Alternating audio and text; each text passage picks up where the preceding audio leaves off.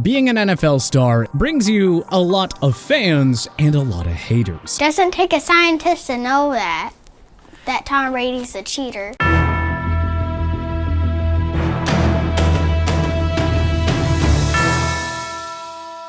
One of the fun things about being an NFL star is that you attract two completely different crowds. So today, here are 10 such NFL stars that you pretty much either love or hate with no in-between. Tom Brady. When somebody is a non-stop winner in the professional sports world, there are no in-betweens. You either love guys like Cristiano Ronaldo, Tiger Woods, and LeBron James, or you hate everything about them. Well, Tom Brady is the most accomplished NFL player of all time. If you love him, it's probably because you admire everything about his story. The 6th-round draft pick in 2000 who only got his chance because Drew Bledsoe got hurt, and he then made the most of it and became America's ultimate golden boy of professional sports. Or you absolutely hate the guy who spent 2 decades with the evil empire New England Patriots, an organization that was embroiled in the Spygate and Deflategate scandals. Or perhaps you hate Brady because of the whole tuck rule controversy and the notion that he gets extra help and protection from the referees because he is Tom Brady. I just don't know how you call that. That is not in the spirit of the rule, the way it was created to protect quarterbacks going to the ground. Simply put, there are plenty of reasons to absolutely adore the GOAT and even more reasons to despise him. Aaron Rodgers. Rodgers obviously doesn't come anywhere close to matching Tommy Terrific in ring counts, but he is one of the most decorated all-world athletes the country's ever seen. A-Rod just brings so much swagger to the game. He's calm, cool, and collected, and makes all these unhuman-like throws that look way too easy. He is the greatest Hail Mary passer in NFL history, and that ain't up for debate whatsoever. He's almost Harrison Ford or Robert De Niro cool. He has the looks, personality, and confidence to be a 5-star Hollywood actor. So with all that being said, who wouldn't like Aaron Rodgers? Well, a lot of people actually. Rodgers is the unofficial owner of several NFL franchises such as the arch-rival Chicago Bears, Detroit Lions, Minnesota Vikings, and the Dallas Cowboys. Those are 4 big fan bases right there, and his dominance over them is bound to generate a lot of haters. He's running for the score. A lot of the hatred Rodgers receives also stems from his off-the-field stuff. He cut off contact with his own family, so that's not going to help him win over support from the outsiders. His controversial appearances on Joe Rogan's podcast did A-Rod no favors either, as he spread misinformation on the COVID-19 vaccines, and Rodgers previously implied that he was vaccinated by telling the media he was immunized. But it was then later revealed that he was not, in fact, vaccinated, as he had to miss a game against the Chiefs after getting COVID and not having his shot. So Aaron is telling us that he's had that toe immunized against the pain. Rodgers is either one of your favorite all-time athletes or one of the guys you despise with a passion. Jalen Ramsey. Ramsey is a lot like other all-time great corners in Deion Primetime Sanders and Richard Sherman. He talks a ton of trash. They tried you on a double move, huh? Oh, it was so weak, though. It was so weak. That double move was not it, A-Rod. But he almost always backs it up. You either love and admire the guy who can talk the talk and walk the walk, or you hate them so much because of how annoying it can be to hear them constantly running their mouths. I mean, nobody can forget his 2018 interview with GQ, where Ramsey ripped a bunch of the NFL's starting quarterbacks. Called Josh Allen of the Buffalo Bills trash, said Joe Flacco sucks, claimed Matt Ryan is overrated, and said Ben Roethlisberger was decent at best. Ramsey always plays a physical get-in-your-face style to go along with his big mouth, which has led to brouhahas with the likes of AJ Green, Marcus Peters, and Golden Tate. Guys like Ramsey don't want to leave you with a choice. Either fully support and admire their greatness and their outspoken ways, or simply hate them for being way too cocky while dominating your favorite team's top wideout. Odell Beckham Jr. OBJ appeared to be on a Hall of Fame trajectory after 5 seasons with the New York Giants. He recorded 4 1,000-yard seasons, won 2014 Offensive Rookie of the Year honors, and earned a trio of Pro Bowl nods as well as 2 second-team All-Pro selections. But for all his greatness on the field, Beckham rubbed some people the wrong way with his well-documented outbursts.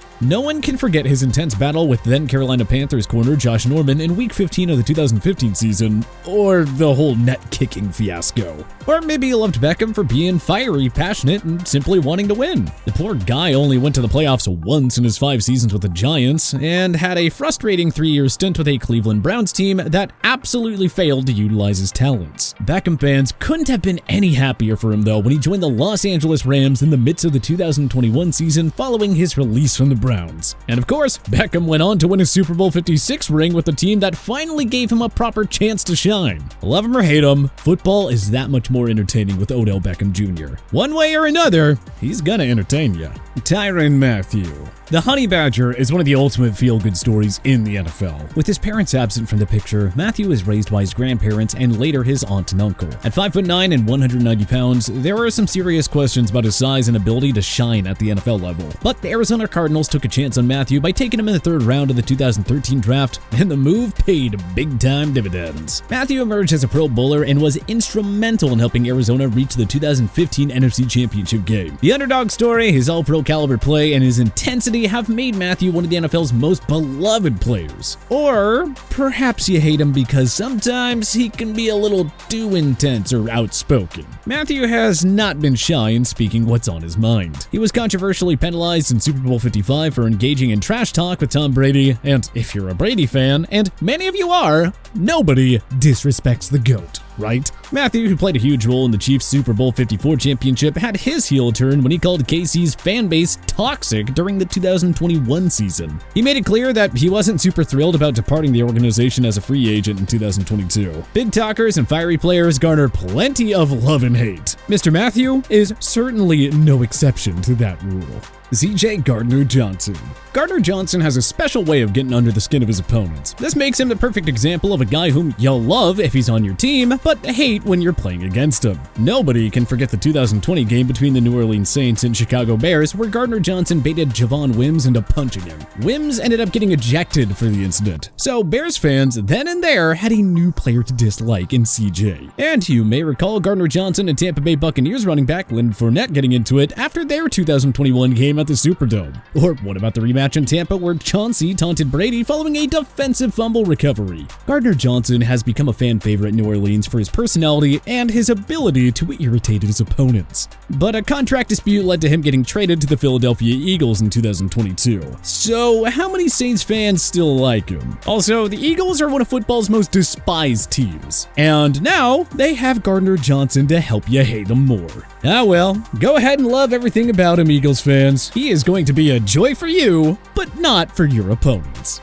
Myles Garrett.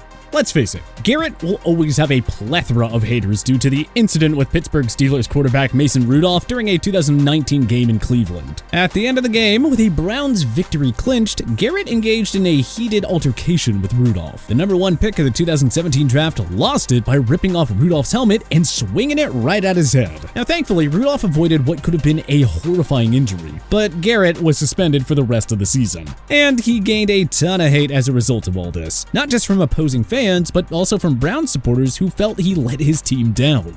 Garrett has also been recently scrutinized for his erratic, careless driving after flipping his car in a single vehicle crash where he was said to be speeding. So that's the bad.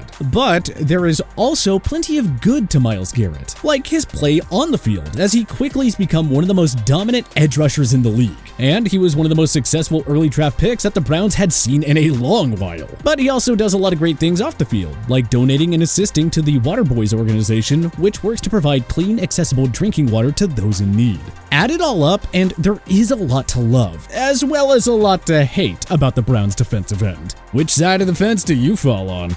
Russell Wilson. Wilson is actually one of the NFL's ultimate good guys. He does an incredible amount of charitable work, as evidenced by his 2020 Walter Payton Man of the Year award. But Wilson's ugly departure from the Seattle Seahawks was enough to garner a lot of hate across the league. Few NFL stars quickly went from superhero to the ultimate supervillain in one city as quickly as Wilson. You've all heard the stories about his dissatisfaction with the Seahawks head coach Pete Carroll and the offense. Wilson wanted more say in personnel decisions, but didn't get it. And you can see both sides of the story, and those who love Wilson think that he was in the right to seek a trade from the Hawks. Or maybe you think he was being spoiled, a selfish me-first diva-type player. There are those reports that stated he worried too much about winning the MVP award, seemingly more than focusing on the team's success. Wilson was mercilessly booed by the Seahawks fans when he returned to Lumen Field in Week 1 of the 2022 season, this time as a member of the Denver Broncos. The entire fallout with Seattle's management and coaches helped Wilson go from being one of the NFL's most universally loved players to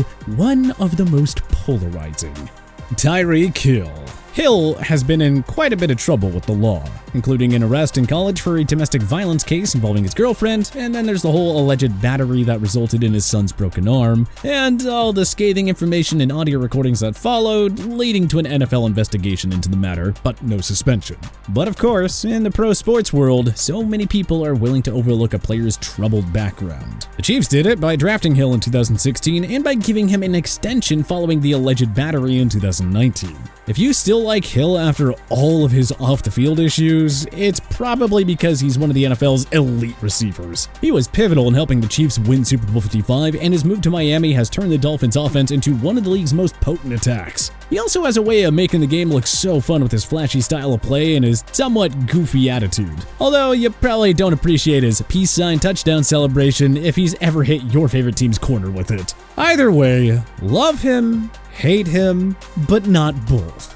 Baker Mayfield. There are two ways to look at Baker Mayfield, hence why he's on this list. One view is he's a hardworking, determined kid who defied expectations by going first overall in a QB-heavy 2018 draft despite being considered too small at 6 feet tall. He's a player who brings a ton of passion to the field every day, so much so that he played most of the 2021 season through a handful of injuries, including a torn labrum in his left shoulder that required surgery. And it feels really horrible for him that the Browns discarded him after 4 years so that they could acquire Deshaun Watson, a man with a long list of troubling allegations against him. The other view, though, is that Mayfield is too sensitive towards criticism. He's a whiner, me-first player who always played the victim and dug his own grave by constantly getting triggered by what the Cleveland media and fans had to say. When he got traded to the Carolina Panthers, did you wish for him to succeed? Or did you hope to see him fail miserably and potentially lose his final bid at becoming a starting QB? Depending on your answer, that's how you can tell whether you're on team love Baker Mayfield